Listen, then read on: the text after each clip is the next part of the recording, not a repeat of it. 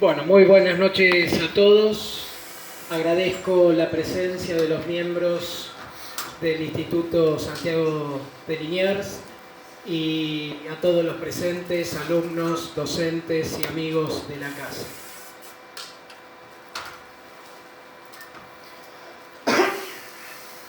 Yo he titulado esta exposición con lo que reza el dístico que dice: del escarmiento del inglés memoria y de Liniers en Buenos Aires gloria.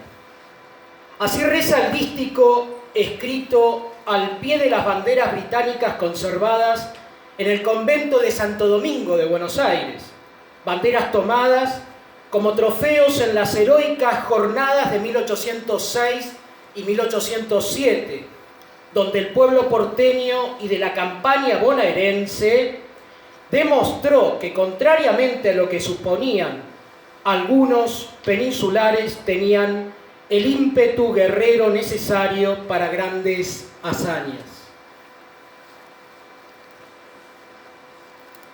En mi exposición nos vamos a centrar en tres conceptos fundamentales: las milicias creadas a partir de 1806, la figura señera y heroica de don Santiago de Liniers y el concepto de fidelidad al rey.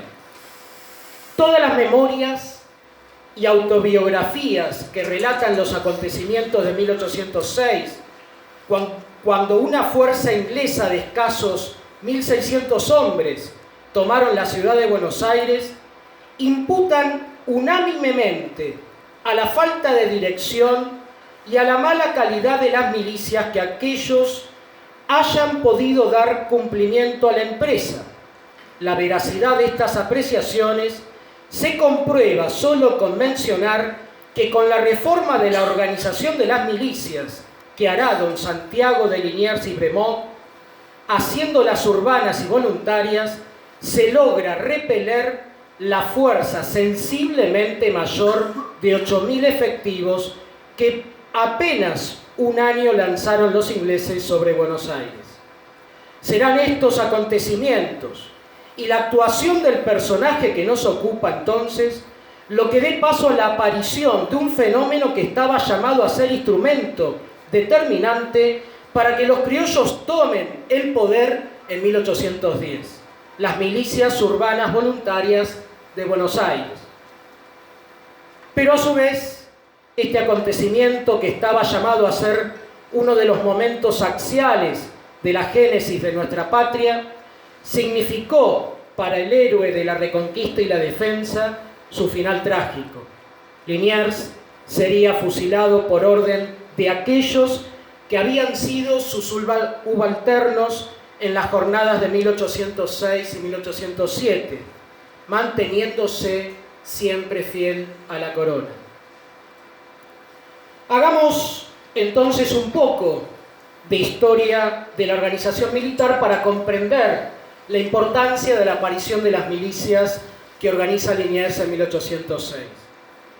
En 1764, en la gobernación de Buenos Aires se establecieron milicias reglamentadas de acuerdo a una real instrucción para la formación de cuerpos de milicias provinciales, fechada el 28 de noviembre de aquel año. Esta norma sirvió de base para la creación de nuevos cuerpos y constituyó el eje alrededor del cual se realizaron las sucesivas reorganizaciones de los mismos. Ceballos creó en 1765, según lo dispuesto por la dicha real instrucción, los diversos cuerpos de milicias en Buenos Aires. En la práctica hubo fallas que se arrastraron hasta 1806. Las causas se encontraban muchas veces en la falta de oficiales idóneos que lideraran la formación militar de sus soldados milicianos. El 22 de agosto de 1791 se especificó por una real orden dos diferentes clases de milicias: las disciplinadas y las urbanas. Las primeras poseían planas mayores veteranas, asamblea de oficiales regladas y un régimen militar establecido, mientras que las urbanas eran todas las demás milicias que no tuviesen los expresados requisitos. En el contexto de la guerra declarada por España a Gran Bretaña en 1796, el entonces subinspector general, brigadier Marqués de Sobremonte, elevó al virrey Marqués de Avilés un plan o reglamento para las milicias de todo el virreinato, que fue finalmente confirmado por el virrey y luego también por la corona. Este se conoce con el título de Reglamento para las milicias disciplinadas de infantería y caballería del Virreinato de Buenos Aires, aprobado por su majestad y mandado observar inviolablemente. Según el reglamento, todos los hombres hábiles comprendidos entre los 16 y los 45 años de edad debían ser anotados para elegirse entre ellos los que debían componer los cuerpos de las milicias disciplinadas. Dicho reglamento fue en sí un progreso en la organización militar del virreinato, pero sería efectivo solo a condición de que se observaran todas las prescripciones que el marqués había previsto. Un obstáculo fundamental. Por un lado, según muchas fuentes, la idiosincrasia poco afecta al servicio militar de los habitantes de Buenos Aires y sobre todo de su campaña.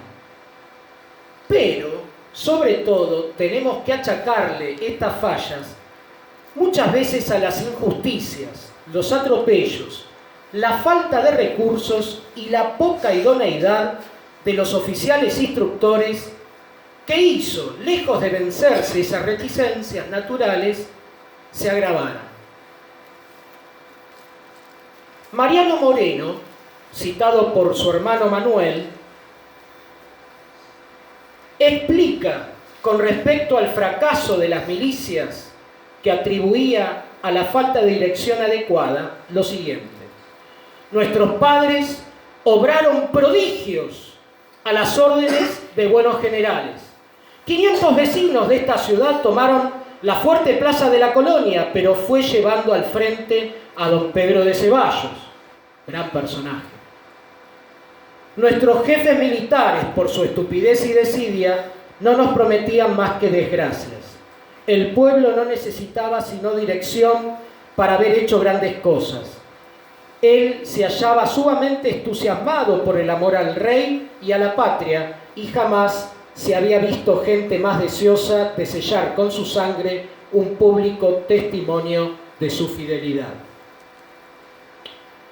Llegados a 1806, sin abundar en los pormenores de las invasiones en sí, que ya detalló Nora Battaglia, vamos a plantear una cuestión con respecto a las decisiones que toma el virrey, que no pueden ser achacadas a incompetencia, sino a criterios, y finalmente las circunstancias de la hora van a dar los resultados que nosotros ya conocemos. En 1806, en el contexto de la guerra entre España e Inglaterra, el virrey Sobremonte se decidió por el criterio de que el punto de mayor importancia militar en el Plata era Montevideo y que por lo tanto contra ella se dirigiría el ataque enemigo. Lo que no contó Sobremonte es la avaricia y piratería de los ingleses, que enterados justamente de la presencia del tesoro en Buenos Aires, se aventuraron primero a la toma de Buenos Aires, cuando todas las previsiones militares indicarían que primero tenían que asegurar Montevideo porque era la plaza fuerte del Río de la Plata, ¿no es cierto? Como sí se operó en la segunda invasión, justamente. Esto indujo a enviar entonces a dicha plaza toda la tropa veterana que existía en Buenos Aires, en donde hubo que recurrir entonces a las milicias urbanas para reemplazar aquella en la guarnición de la capital. Todos los habitantes no alistados en los cuerpos de milicias disciplinadas pertenecían de hecho a las urbanas, por ser general el deber de tomar las armas en defensa del rey y de la religión, según rezaba el reglamento vigente. Esta decisión, atención, esta decisión de Sobremonte de dejar la defensa de Buenos Aires librada solo a las milicias urbanas, tendrá un peso extraordinario en los acontecimientos que conducirán a mayo de 1810. La 7. Bien, y llegamos entonces al ataque de Beresford a Buenos Aires y la cuestión del tesoro. Sabidos, por lo que recién detalló Nora, son los pormenores de la entrada en Buenos Aires del general Beresford con 1.635 hombres el 27 de junio de 1806. Sobremonte, si algo hay que imputarle, es no haber tomado todas las precauciones y la decisión comprometedora en la época, conducente a armar convenientemente sus tropas urbanas con el importante arsenal de que disponía y acabar trincheras para evitar justamente a la población las penurias de una lucha en sus calles. Solo mandó que se replieguen las tropas al fuerte, mientras él, con su familia y los caudales 2 días antes, se dirigían al interior como lo indicaba el plan estratégico trazado muchos años antes. Era evidente su recelo de armar a la población por la presencia ya sabida de grupos independentistas en la capital. Sabemos que la fortaleza cayó ese mismo 27 de junio en poder del enemigo junto al importante parque bélico que disponía Buenos Aires y que Sobremonte no atinó en ese momento a utilizar armando a las milicias. El tesoro de aproximadamente 5 toneladas de plata que constituían los caudales públicos que debían ser conducidos a España y que fueron internados hacia Luján 2 días antes de la partida de Sobremonte, fue entregado al enemigo con la reticente aprobación del virrey por pedido de los comerciantes de Buenos Aires que tenían confiscados por Beresford sus barcos. Eso me hace recordar aquello que decía el mismo Belgrano en sus memorias, ¿no? De que muchos comerciantes no tienen ni patria ni rey sino sus bolsillos como soberanos.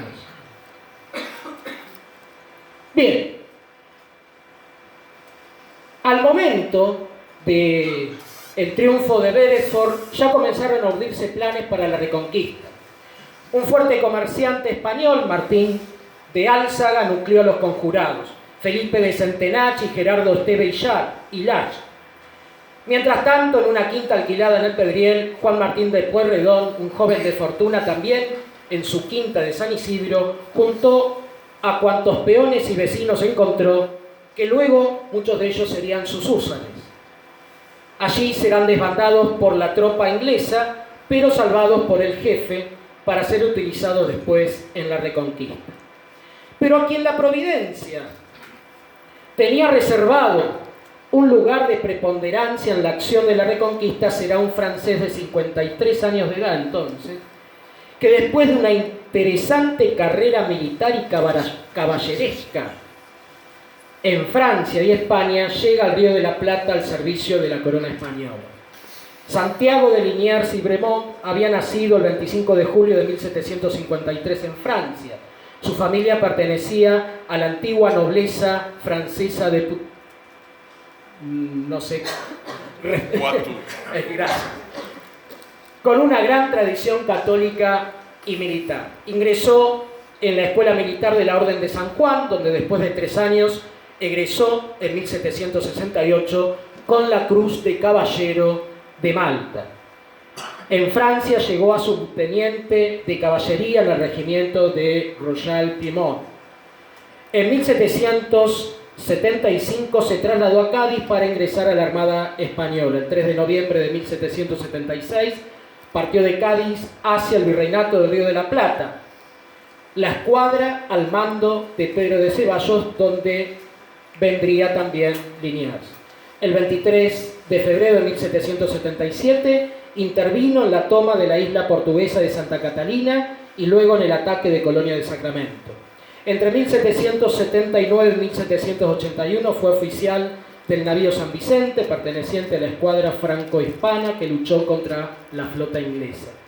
El 21 de febrero de 1783 se casó en Málaga con Juana Úrsula de Membiel, con quien tuvo su único hijo de ese matrimonio. En 1788 fue enviado nuevamente al Río de la Plata para organizar una flotilla de cañoneras, acompañado por su hijo Luis y su esposa, pero al fallecer su cónyuge, el 24 de marzo de 1790, Liniers contrajo un segundo matrimonio con María Martina de Zarratea y Altolaguirre, el 3 de agosto de 1791 en la ciudad de Buenos Aires. Años después, Liniers dirigió la fortificación de Montevideo y en 1796 obtuvo el grado de capitán de navío como jefe de la escuadrilla española. El 5 de noviembre de 1802, Liniers recibió del virrey Joaquín del Pino y Rosas el título de gobernador interino de las misiones de Guaraníes y Tapes. Y llegamos a 1804, fue nombrado por el virrey Rafael de Sobremonte jefe de la Estación Naval de Buenos Aires, pero pronto sería trasladado a la Ensenada de Barragán, donde lo va a sorprender la invasión inglesa. Durante la invasión, como dijo Nora, se cuela en Buenos Aires y el 1 de julio, estando en la misa mayor de la iglesia de Santo Domingo, atribuye a la toma de la ciudad la frialdad y decadencia con que se lleva a cabo aquella celebración. Y entonces hace votos a la Virgen del Rosario de colaborar en su rescate. Estoy resuelto a hacerlo, reverendo padre, le habría dicho entonces al prior de Santo Domingo. Hoy mismo, en el transcurso de la misa, he hecho ante la imagen sagrada de la Virgen un voto solemne. Le ofreceré las banderas que tome a los británicos si la victoria nos acompaña, y no dudo, la obtendré si marcho a la lucha con la protección de Nuestra Señora. Inmediatamente entonces se puso en contacto con Álzaga y participó de sus planes. El día 9 cruzó el río hacia Montevideo, en donde se encontró con Ruiz Huidobro. Él cruzaría 500 hombres elegidos con sus municiones y medios de transporte a Olivos, y en combinación con lo preparado en Buenos Aires por Álzaga, tomaría con ellos la ciudad. El mérito de la jornada, entonces, del 12 de agosto, fue atribuido a dos héroes, don Santiago de Liniers y don Martín de Álzaga, y con ellos los grupos que se destacaron siguiendo a sus jefes.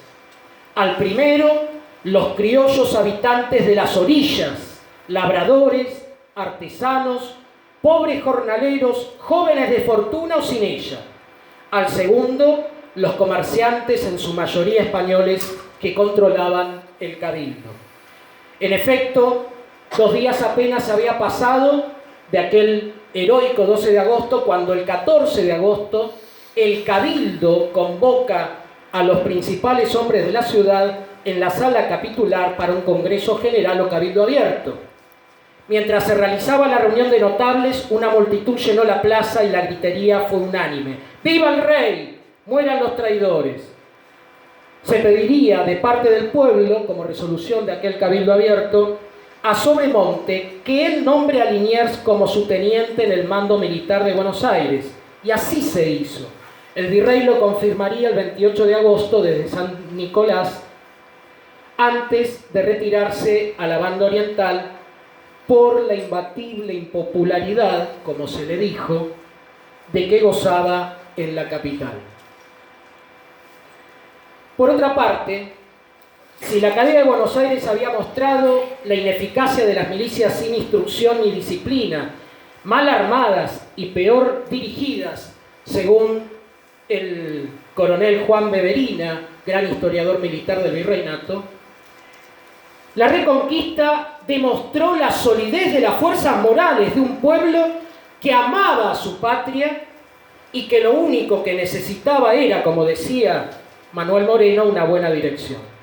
Considerando, pues, el comandante general de armas del virreinato que debía reorganizar la defensa de la ciudad, concluyó que reflotar las milicias disciplinadas que el reglamento de 1801 fijaba era inaceptable y aún perjudicial.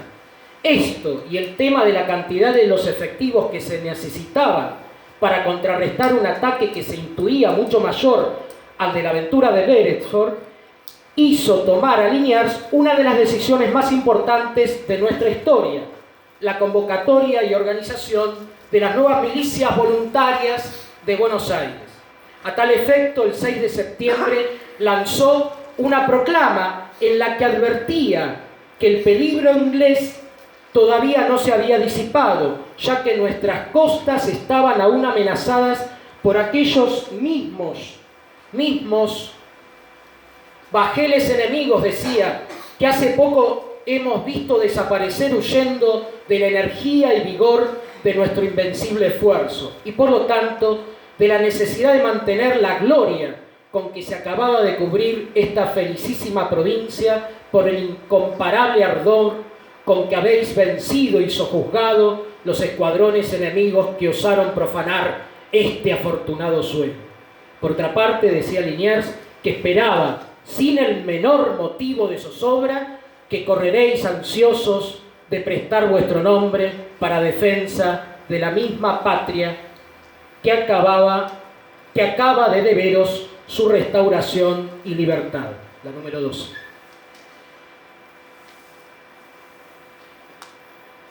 Por otra parte, la Audiencia de Buenos Aires envió a Sobremonte un oficio fechado el 27 de enero de 1807 en el que se justificaba por haberle quitado virtualmente al virrey lo que de suyo le correspondía, es decir, el mando militar. Dice el oficio de la audiencia: esta tropa se compone de los vecinos que voluntariamente se han armado para la defensa del país. Ellos han consumido muchos intereses en uniformarse. No tienen más subordinación, atención con esto, no tienen más subordinación que la de su propio entusiasmo.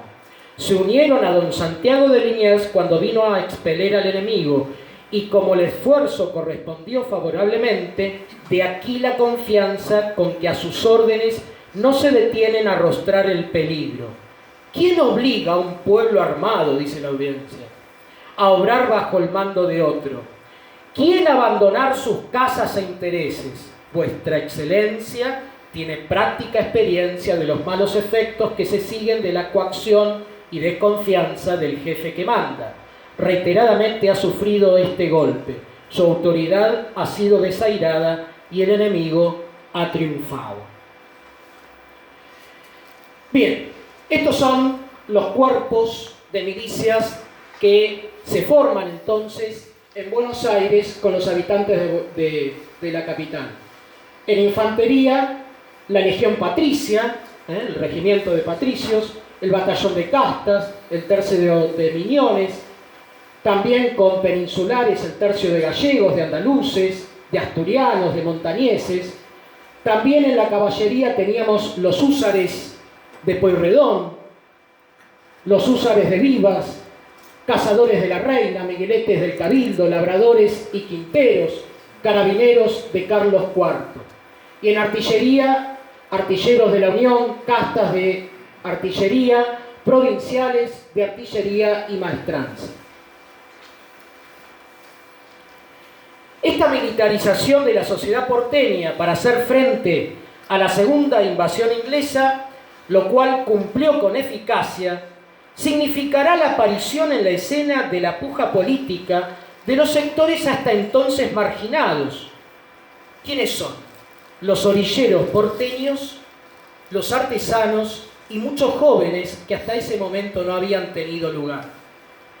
Estos ingresarán masivamente en las filas de los cuerpos voluntarios, a tal punto que Diego Ponce de León, capitán de fragata de la Real Armada y sargento mayor de la Plaza de Montevideo, en carta a Floridablanca el 10 de febrero de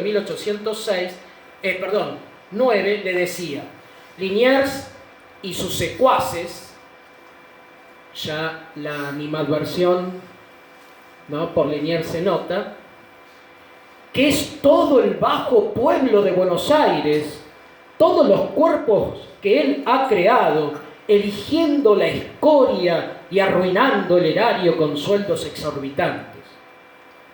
Lo cierto es que toda la ciudad se hallaba movilizada, a tal punto que en lugar de coches rodaban cañones y en vez de fardos se transportaban fusiles. A toda hora se oían tambores, clarines y descargas. A cada paso se tropezaba con reclutas.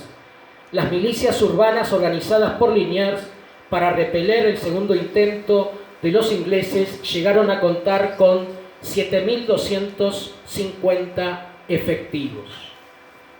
Bien, recién escuchamos, ¿no?, que en enero de 1807 una expedición inglesa al mando del brigadier Samuel Auchmuty llegó a Maldonado, y de allí luego va a intimar al virrey de Sobremonte, que entonces se hallaba en la plaza de Montevideo. El 15 entonces intimó con la rendición a Sobremonte, que en ese momento estaba al mando de la plaza, y éste la rechazó altivamente. Lo que siguió fue un conjunto, recién lo escuchábamos, ¿no?, un conjunto de desafortunadas decisiones de los jefes militares hispánicos, Huidobro, el propio Marqués de Sobremonte y hasta de Liniers, en un clima político ya enrarecido para Sobremonte. Sin embargo, la caída no será inmediata, ya que la ciudad oriental estaba amurallada y fortificada, y entonces caería recién el 2 de febrero de 1807. En Buenos Aires, ante la noticia de la caída de Montevideo, el 6 de febrero se realizó una junta de guerra con Liniers, el cabildo, algunos vecinos principales, el oidor decano de la audiencia y los dos fiscales también de la audiencia. La indignación popular ante la caída de Montevideo atribuyó en ese momento a traición la nueva derrota de Sobremonte. Con la presión de la gente en la plaza, la Junta deliberó sobre la actuación del virrey, acusándolo de malograr la expedición porteña que había partido en auxilio de Montevideo y haber abandonado la ciudad a los enemigos. La plaza estaba llena de los mismos que el 14 de agosto habían pedido el mando de armas para Liniers, ¿no es cierto? Aquí vemos, ¿no?, y justificamos el título de este encuentro, ¿no?, dos adversarios. Aquella hora de las invasiones tornó a Liniers y a Sobremonte adversarios políticos, no enemigos. La Junta de Guerra, debido a la conmoción, decidió convocar a un Congreso General para el 10 de febrero. La moción era si convenía suspender al señor Marqués de Sobremonte y si se podía hacerlo. Los principales deliberan y votan, fundando cada uno su resolución. El recuento de los votos arrojó el siguiente resultado: el predicho señor Marqués de Sobremonte debe ser por ahora suspendido de todos sus cargos de virrey, gobernador y capitán general, asegurada su persona con la correspondiente atención y debido decoro, y ocupados sus papeles, cartas y correspondencia. El mando supremo queda en manos de Liniers, el caudillo, atención, del pueblo en armas. El caudillo del pueblo en armas. Pero también de la audiencia, representante del poder metropolitano en crisis, y del cabildo, el verdadero representante de la República, es decir, de la comunidad política de Buenos Aires. Al completarse los efectivos que esperaba en Montevideo y que ascendían a 12.000 hombres, el comandante inglés Whitelock dispuso el embarque hasta la ensenada de Barragán, punto elegido para el desembarco de unos 8.000 hombres. El 28 de junio se tocó tierra en el lugar planeado, sin que hubiese otro obstáculo que lo anegadizo del terreno por la lluvia persistente del invierno rioplatense. Como es conocido por todos, luego de un fallido intento de Liniers por enfrentar a los ingleses en campo abierto en los corrales de Miserere, se dispuso la defensa de la ciudad bajo la dirección del ayuntamiento liderado por Martín de Álzaga. Los regimientos de Whitelock, que se habían dividido en 13 columnas, allí la vemos, el gran error que la Junta de Guerra que va a tener que enfrentar el propio Whitelock en Londres le va a achacar. Todos estos jefes han tenido, como todo jefe militar, sus aciertos y sus errores. Este fue el gran error de Whitelock, gracias a Dios. Muy bien. Por eso fueron acribillados, ¿no es cierto?, a balazos desde todas partes, y llegaron exámenes al punto que era la plaza principal y el fuerte, y finalmente una vez rechazada la embestida inglesa, las fuerzas de la defensa pasaron al contraataque, y el convencimiento de haber ya alcanzado la victoria hizo que el asalto de cada puesto ocupado aún por ingleses tenga un ímpetu arrollador. Hay muchos relatos que hablan de las alcantarillas llenas de sangre. Finalmente, 2 días más tarde, Whitelock tiene que capitular sobre la base del abandono definitivo del Río de la Plata y de ambas márgenes del río. La destitución de Sobremonte, ocurrida después de la Junta de Guerra del 6 y cabildo abierto, ¿estamos en la 17?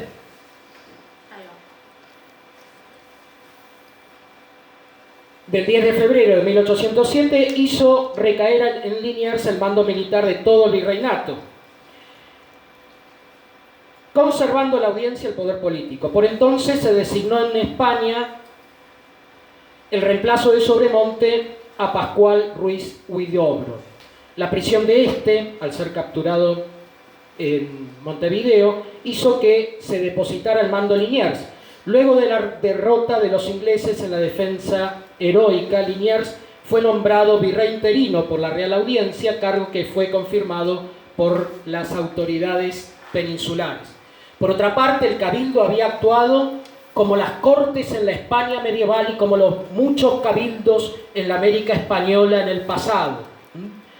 Pero durante los primeros años del siglo XIX, si bien el Cabildo de Buenos Aires, sede virreinal del Río de la Plata, controlado por los poderosos comerciantes mayoristas afincados en la ciudad, había comenzado su renacimiento y se convirtió en el defensor más encarnizado de las libertades municipales, acaudillando incluso a los demás cabildos del interior, la democracia municipal de antaño, cuando los ayuntamientos eran formados por la gente fundadora de la ciudad, no había resucitado entonces. El cabildo del 16 no había resucitado en el cabildo del 19. Me refiero al siglo XVI y al siglo XIX. Tulio Alperindongui, un historiador que no es santo de nuestra devoción, pero que es dable citar aquí, dice: estimulado por las emergencias locales de 1806 y 7 y por la incontrovertible crisis del sistema imperial que le inspira desaforadas ambiciones, el cabildo se transforma en organizador y vehículo de la generosidad de la población porteña, pero sobre todo del círculo que lo domina, y espera hacer de su calculada magnificencia un arma más en la complicada batalla por la sucesión del poder metropolitano. Bien, sin embargo, aunque era evidente que las invasiones inglesas acrecentaron el papel de este grupo mercantil que controlaba el cabildo y que es liderado por don Martín de Álzaga, también lo es que aquellos desplazados nietos de los fundadores, los hacendados, pero también los orilleros, liderados por Santiago de Liniers, comenzaron a tener una gravitación importantísima merced al control del poder militar en la capital del virreinato. Vamos a seguir adelante. 20. Allí los tenemos. Dos nuevos adversarios durante 1808 que va a desencadenar la rebelión protagonizada por el ayuntamiento, por el cabildo, liderado por Álzaga, el 1 de enero de 1809. Pero quiero señalar esto, ¿no es cierto? Según algunos autores, hay una evolución, un desarrollo social en los grupos sociales que se puede describir desde grupo de interés a grupo de presión para luego poder convertirse en factor de poder. Ese desarrollo lo notamos en las milicias creadas en 1806. Allí tomaron conciencia de su propio interés. Luego se consolidaron en 1807 durante la segunda invasión y el desarrollo político posterior como grupo de presión, porque se mantuvieron ante la posible amenaza inglesa de una nueva invasión a la capital, se mantuvieron en sus guarniciones y con paga, ¿no es cierto? De modo tal que se convirtieron en un grupo de presión. Y finalmente, el 1 de enero de 1809, vamos a ver a esas milicias creadas por Liniers como un verdadero factor de poder que sostiene al virrey interino Liniers frente a las pretensiones de destituirlo del cabildo. Bien, sigamos adelante. Vayamos al 1 de enero de 1809. Un intento revolucionario se fue gestando entonces entre los hombres de Álzaga. Los partidarios eran los característicos comerciantes españoles que dominaban el ayuntamiento. Los cuerpos de catalanes, vizcaínos y gallegos también lo secundaban, y quizás también tímidamente Monseñor Loeiriega, ¿no? el obispo de Buenos Aires. Los jefes de los principales cuerpos de milicias de la capital, por otro lado, con Saavedra a la cabeza, van a ser la oposición de ese connato de rebelión. Estos jefes dieron público apoyo entonces a Liniers, incluso le presentaron por escrito el proyecto de sublevación en su contra que tenía Álzaga y los suyos. Pero aunque agradeció sus ofertas, aquel hombre de carácter bondadoso, dice Saavedra, en su corazón no creyó que se atreviesen a verificarlo. Los conjurados habían urdido que elegirían como cabildantes a personas que Liniers pudiera resistir a confirmar como virrey y utilizarían eso como excusa. Advertido el virrey, confirmó a todos en sus cargos para evitar la sublevación. Y a pesar de aquellas previsiones, y aun cuando todos los pretextos estaban orillados, los conjurados siguieron adelante. El diputado para el trámite, Esteban Villanueva, al salir del fuerte, exclamó: «La elección se ha aprobado, pero vamos adelante». Enseguida sonó la campana del cabildo y los cuerpos de gallegos, catalanes y vizcaínos se agruparon frente a la casa capitular y controlaron las bocacalles de la entrada de la plaza.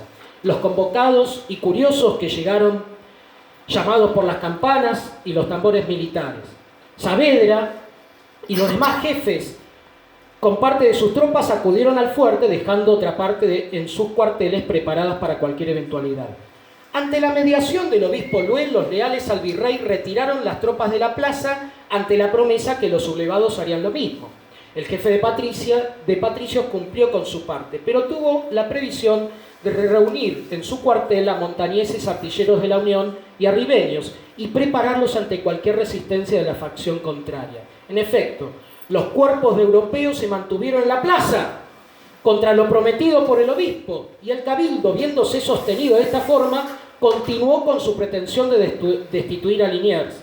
Se procedió al nombramiento de una junta conformada por españoles y algún americano como don Mariano Moreno.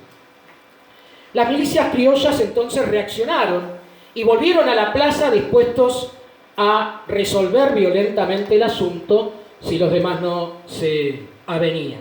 Saavedra y los jefes de los demás cuerpos, dejando las tropas a cargo del sargento mayor de patricios Juan José Viamonte, entraron nuevamente en el fuerte y al llegar a la sala ya se estaba produciendo la abdicación, labrándose un acta al efecto. Dirigiéndose a Saavedra, el obispo dijo: «Señor comandante, demos gracias a Dios, ya todo está concluido. Su excelencia ama mucho a este pueblo y no quiere exponerlo a que por su causa se derrame sangre en él. Ya ha convenido en abdicar el mando y se está extendiendo el acta de esta abdicación». Y luego siguió: «Señor comandante, por Dios», volvió a repetir el obispo, «no quiera usted envolver a este pueblo en sangre». Y Saavedra respondió según sus memorias y se desarrolló una discusión en estos términos. «Señor ilustrísimo», le repliqué, «ni yo ni mis compañeros hemos causado esta revolución. Los autores de ella y sus cooperadores serán los que desean la efusión de sangre. He dicho y vuelvo a repetir que no hay una causa justa que cohoneste la violencia que se hace a este señor», al virrey Liniers. «Señor comandante, por Dios, el pueblo no quiere que continúe mandando su excelencia.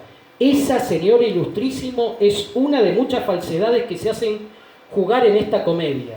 En prueba de ello, venga el señor Liniers con nosotros, preséntese al pueblo, y si éste lo rechazase o dijese que no querer su continuación en el mando, yo y mis compañeros suscribiremos el acta de su destitución». Y como mis compañeros apoyaron esta resolución, salió en efecto a la plaza. Cuando las tropas y el inmenso pueblo que a la novedad había concurrido lo vio, empezó a gritar: «¡Viva don Santiago de Liniers! No queremos ni consentimos en que deje de mandar. ¡Viva y viva!». No resonaba otra voz en la plaza. Finalmente, entonces, la llegada del nuevo virrey en un contexto político por demás difícil, ¿no es cierto? Pensemos en las rebeliones de La Paz y Chuquisaca, y pensemos, por supuesto, ya en los partidarios de no permitir su instalación en el fuerte de Buenos Aires al propio virrey que viene a reemplazar a Liniers. La preponderancia que adquirió el regimiento de patricios entonces, dice Tomás Guido en sus memorias, a partir del 1 de enero de 1809, reveló al pueblo de Buenos Aires la existencia de un poder que hasta entonces no había tenido ocasión de ensayar, y la autoridad del nuevo virrey vino a quedar bajo la única salvaguarda de los batallones nacionales, ¿sí? Finalmente, en 1810, señalo la hora de la fidelidad, ¿no? Sabemos que Liniers va a resistir. Recién Nora leía justamente las palabras de el propio Santiago de Liniers. «Será necesario considerar como rebeldes a los causantes de tanta inquietud. Como militar estoy pronto a cumplir con mi deber y me ofrezco desde ya a organizar las fuerzas necesarias para repeler la acción revolucionaria de Buenos Aires», ¿no es cierto? Bien. Saavedra, Belgrano, muchos de sus subalternos de 1806 y 1807 hicieron oficios. El propio suegro de Liniers, Zarratea, envió cartas a Liniers en Córdoba para que se pliegue a la revolución, pero Liniers entendía que tenía que mantenerse fiel a la corona. Finalmente llega la hora de la fidelidad, pero también de la revancha, porque el fusilamiento, según algunos escritos, fue efectuado finalmente bajo los auspicios de intereses concretos que fueron los intereses británicos, ya presentes en el Río de la Plata, ¿no es cierto? Y algunos incluso afirman que el propio pelotón de fusilamiento de Liniers, aquel 26 de agosto de 1810, va a ser integrado por ingleses, desertores, que se unen a la expedición de represión que lo captura en Santiago del Estero. Sin embargo, los jefes de la expedición que lo había capturado no quieren fusilarlo, por eso lo traen preso a Buenos Aires, pero la Junta, sobre todo Mariano Moreno y los suyos, pusieron el grito en el cielo, porque la presencia de Liniers en Buenos Aires y su fusilamiento en la capital, por la popularidad de Liniers, iba a ser un desastre político. Por eso la orden terminante, que finalmente ejecuta Castelli, va a ser el fusilamiento. A modo de conclusiones, entonces, como decíamos, si la primera invasión inglesa marcó el nacimiento de las milicias criollas creadas por Liniers como grupo de interés, y la segunda, su transformación en un verdadero grupo de presión, los hechos que culminaron con el 1 de enero de 1809 significaron su encumbrimiento como un factor de poder más importante de la capital del virreinato. Por otro lado, la figura heroica y caballeresca de don Santiago de Liniers contrasta, es verdad, con la figura metódica y burocrática del marqués don Rafael de Sobremonte, no menos impetuoso y heroico, vale aclarar. Las circunstancias los enfrentó en Buenos Aires. Ambos sirvieron según sus cualidades, formación y temperamento. Sin embargo, Buenos Aires fue ingrata con ambos. Buenos Aires fue ingrata con ambos. Su fidelidad al rey los une con distintos finales. Premiado Sobremonte a pesar de su destitución por haber actuado lealmente, fusilado Liniers por no renunciar a su honor de leal caballero. Dos adversarios, una fidelidad. Muchas gracias.